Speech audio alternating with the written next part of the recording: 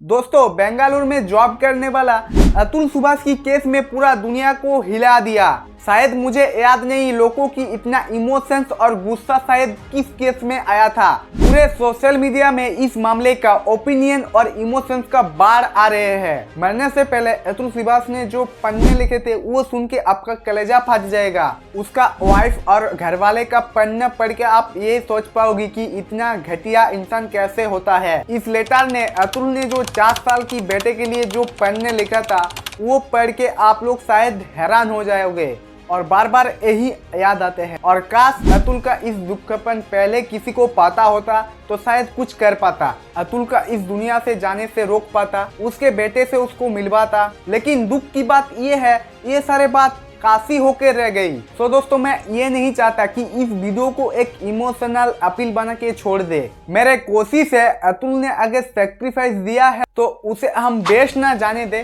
ताकि आगे जाके इस तरह का केस और ना हो पाए।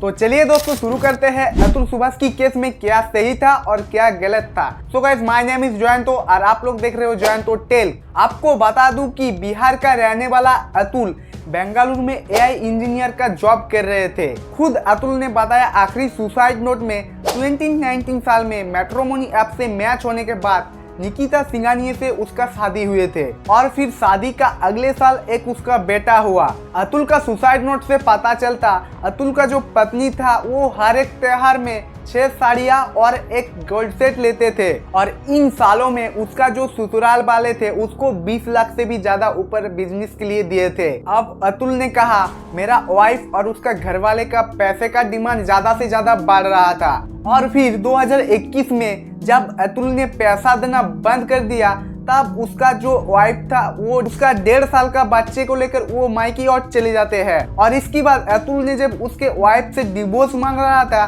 तब अतुल की वाइफ उसको दहेज की मामले में और अलग अलग 9 मामले में केस दर्ज कर देते हैं उसके वाइफ। अतुल का वाइफ जानबूझ के यूपी का जौनपुर में उसका केस दर्ज कर देती है, जो कि ना वो खुद भी जौनपुर पे नहीं रहता था। फिर भी अतुल सुभाष को उस केस की मामले में 50 बार से भी ज्यादा जौनपुर आना पड़ा। पहले अतुल सुभाष का पत्नी ने उसका बच्चे के मेंटेनेंस खर्च के लिए 40,000 का डिमांड किए थे और अपने के लिए 1 करोड़ रुपए हर्जाना मांगा। और जब अतुल सुभाष का बच्चे का 40,000 मेंटेनेंस खर्चा देने के लिए तैयार हो गए थे तब हर्जाने का रकम 1 करोड़ के बदले 3 करोड़ कर दी। और इस मामले को जब जज से कहा था तब जज ने उल्टा अतुल को कहा था कि तुम्हारा पास इतना पैसा है इसीलिए वो मांग रहा है। अब हम जो बताने जा रहे हैं वो सुन के आप शॉक्ड हो जाओगे। अतुल कोर्ट का जज को बताया एनसीआरबी डाटा की मुताबिक हर साल झूठे दहेज की केस में कितना मर्द सुसाइड कर लेते हैं। और तब अतुल का बीबी और सास कहता है ऐसा है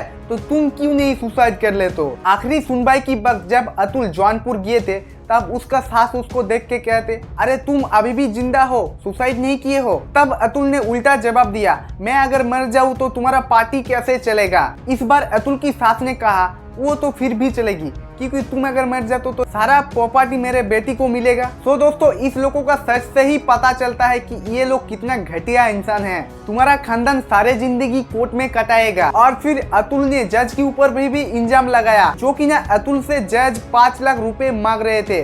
जब अतुल ने ना कर दी तब उसका सुनवाई नहीं किया गया। अपने वाइफ की ऐसी टर्चर, पुलिस की मिले भगत, ये सब वो बर्दाश्त नहीं कर पा रहा था और 9 दिसंबर को वो सुसाइड कर लिया। अतुल सुसाइड करने से पहले 40 पेनों का एक नोट लिखा और 1-1.5 घंटे का वीडियो भी रिकॉर्ड किया था। अतुल सिस्टम से बहुत ज्यादा नाराज था। अतुल ये तक लग दिया कि मेरे अस्थियों को तब तक ना बहा जाए जब तक मेरा इंसाफ ना मिलता, और अगर मुझे इंसाफ नहीं मिला तो कोर्ट का कोई गटर में बहा दिया जाए। अतुल सुभाष आखिरी पन्नों में कुछ ऐसा नोटे लिखे थे जिसे पढ़ के आपका कलेजा फाट जाएगा। क्या आप उस इंसान का अंदाजा भी लगा सकते हो जिसने आपका बीबी को और उसका फैमिली को खुश करने के लिए सब कुछ किया था, अपने साले को भी बिजनेस में हेल्प किया, पत्नी का हर इच्छाएं पूरी किए थे। अतुल जैसे अच्छे इंसान को इतना परेशान किया कि अपने जान तक वो नहीं रखा। अतुल सुभाष को 2 साल से उसके बच्चे से मिलने नहीं दिया। अतुल सुभाष की पिता माता के ऊपर झूठा केस की इंजाम दे दिया। और ये आप सोच भी नहीं पाओगे, जब उसका वाइफ का, उसका फैमिली का इतना कुछ किया फिर भी अतुल सुभाष के ऊपर इतना सारा इल्जाम लगा दिया। मैं मानता हूँ दोस्तों, इस दुनिया में औरतों के लिए जो कानून कायदा है उसको मैं भी सपोर्ट करता हूँ, लेकिन कुछ महिला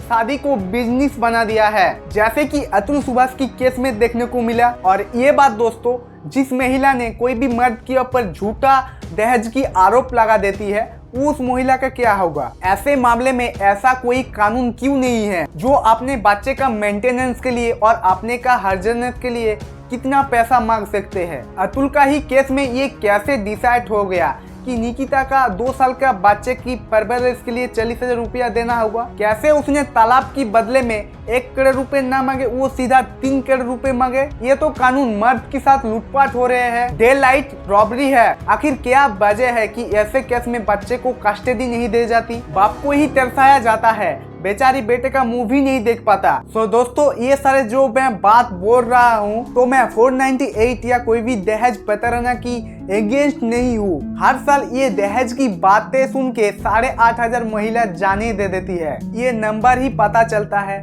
ये धारा कितना जरूरी है। लेकिन प्रॉब्लम यह है, शहर में रहने वाला कुछ लड़कियां मर्द को ब्लैकमेल करके उसको फंसा के पैसा हड़पता है, और फिर उस आदमी का दिमाग में कोई भी काम नहीं करता कि उसको क्या करना होगा। तब बहुत लोग गलत कदम उठा लेते हैं, जैसे कि अतुल सुभाष की केस में हुआ था। तो सभी फ्रेंड्स से हाथ जोड़ से निवेदन है, सब कोई फ्रेंड्स अच्छे से रहना, सतर्क से रहना, क्योंकि इस टाइप का केस अभी के समय हो रहा है।